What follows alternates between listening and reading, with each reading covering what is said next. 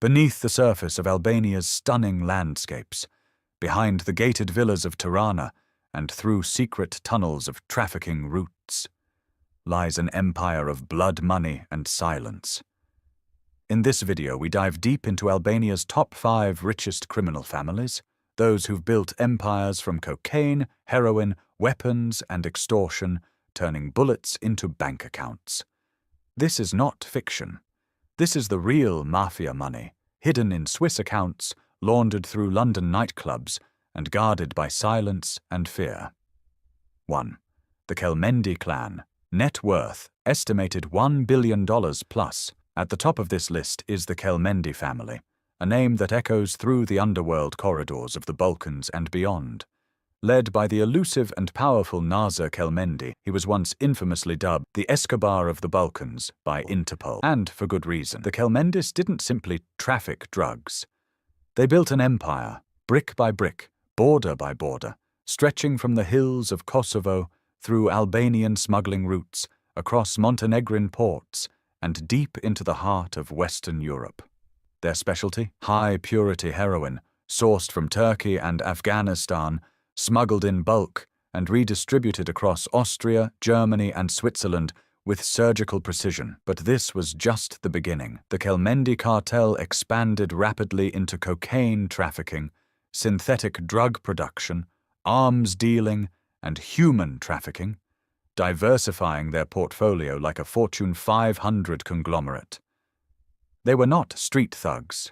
They were strategists, operating with the cold logic of businessmen and the ruthlessness of warlords. Their wealth was laundered with equal sophistication, pumped through luxury hotels, nightclubs, real estate developments, and import-export front companies. In cities like Vienna, Pristina, and Dubai, their fingerprints are allegedly hidden behind layers of shell corporations, offshore bank accounts, and silent partnerships with legitimate firms. Authorities estimate the family's total assets at hundreds of millions, possibly more, though much of it remains untouchable, buried in encrypted ledgers and foreign trusts. Even after Nazar Kelmendi's 2013 arrest and multiple high-profile trials across the Balkans, the family's core network remained intact. Witnesses vanished, cases collapsed, and key members simply disappeared, only to resurface in new markets, with new names and deeper pockets. What makes the Kelmendis uniquely dangerous is their hybrid structure, a criminal syndicate with the discipline of a corporation and the secrecy of a spy network. Their operations span multiple continents, but their roots remain deeply embedded in the blood feuds, honor codes, and alliances of the Albanian highlands. They didn't just make money. They built a global criminal multinational, one so deeply entrenched in legitimate systems it may never truly be dismantled. And even now, behind the tinted windows of high-rises in Zurich and the marble walls of Dubai penthouses, the Kelmendi legacy endures, quiet, calculating, and very, very rich. The Avdili family. Net worth, 500 to 700 million. The Avdili group, based primarily in Durrës and Elbasan, rose through the criminal underworld not just with brute force, but with precision, calculation, and influence. While many gangs trafficked drugs, the Avdilis mastered something far more dangerous. They trafficked in power. They established themselves early on in the international cocaine trade, forging secretive alliances with cartels in Colombia and the Dominican Republic, using the Adriatic seaports as launch pads for shipments into Italy, Spain, and Northern Europe. Their routes were clean, their handlers were discreet, and their logistics, almost military grade. But cocaine was only one revenue stream. The real fortune of the Avdili clan came from something more invisible: corruption, institutional capture, and strategic bribery. Through a combination of political contributions, intimidation, and personal relationships, they allegedly gained access to municipal contracts, public infrastructure projects, and even health sector investments. Wiretaps from national intelligence services exposed conversations between Avdili leaders and senior government officials, discussing vote rigging, fake tenders, and multi-million euro kickbacks. These weren't just gangsters. These were men in suits, fluent in legal loopholes, moving comfortably through city halls, courts, and business forums. Their criminal profits were laundered through luxury developments, construction conglomerates, shipping companies, private clinics, and nightclubs along the Albanian coast. By the time authorities caught on, the line between mafia and state had already blurred. Local law enforcement often found themselves outgunned or compromised. Arrests were made, but convictions rarely stuck. Witnesses changed their stories. Files vanished. Investigations were quietly closed. What set the Avdilis apart was their image. While their hands were dirty, their appearance was immaculate. Rolexes instead of rifles, influence instead of intimidation. Their power came not from the barrel of a gun, but from having the mayor's number on speed dial. And so they remained untouchable, criminal kings disguised as legitimate tycoons, navigating Albania's post-communist chaos with uncanny skill. In a system where connections trumped law, the Avdili group didn't just survive, they thrived. They blurred the boundary between illegality and legitimacy, between the boardroom and the back alley. And in doing so, they secured their position as one of the richest, most embedded crime syndicates in Albania's modern history. 3. The Met Kanan Network. Net worth 400 to 600 million. Met Kanan is not just a name whispered in Albania's underworld.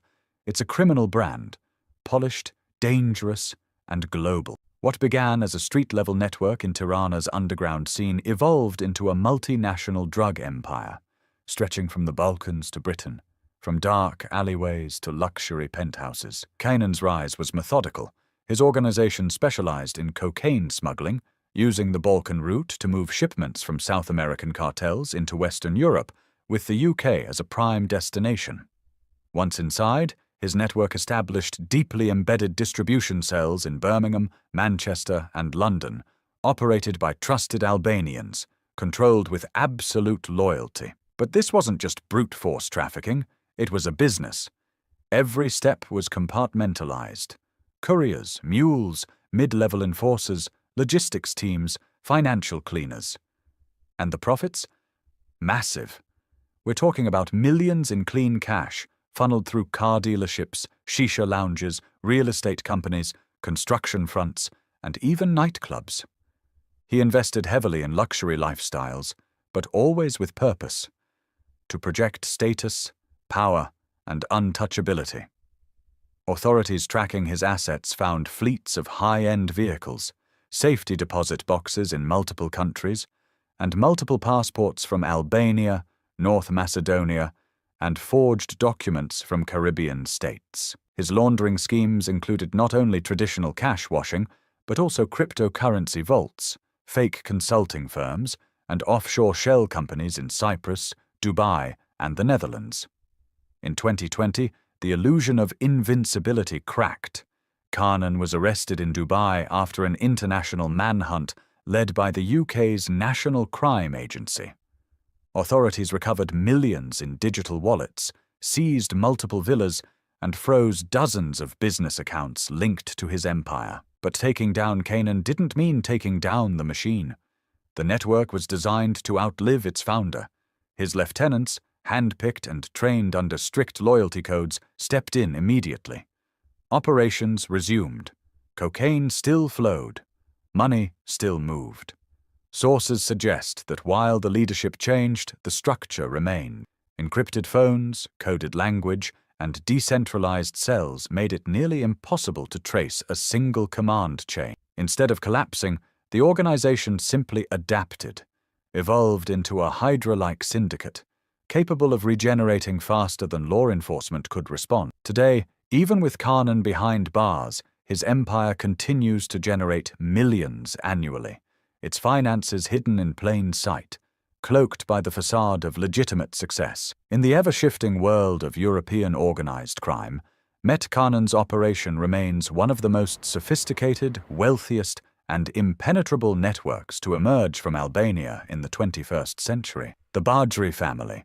Net worth 300 to 500 million in the northern city of Shkodra, a place steeped in history and tradition. The Bajri family carved out more than just territory. They built an empire of fear, money, and international reach. At first glance, they were just another violent clan, embroiled in local blood feuds and territorial disputes. But over time, what began as a feud over honor and power matured into a global criminal enterprise. The Bajris took advantage of the chaos that followed the collapse of Albania's communist regime in the 1990s. Amid lawlessness and weak institutions, they gained dominance through ruthless violence, intimidation, and a brutal enforcement structure that crushed rivals before they had a chance to rise. Their core operations centered on drug trafficking, especially cocaine and heroin, which they routed through the Balkans into Western Europe.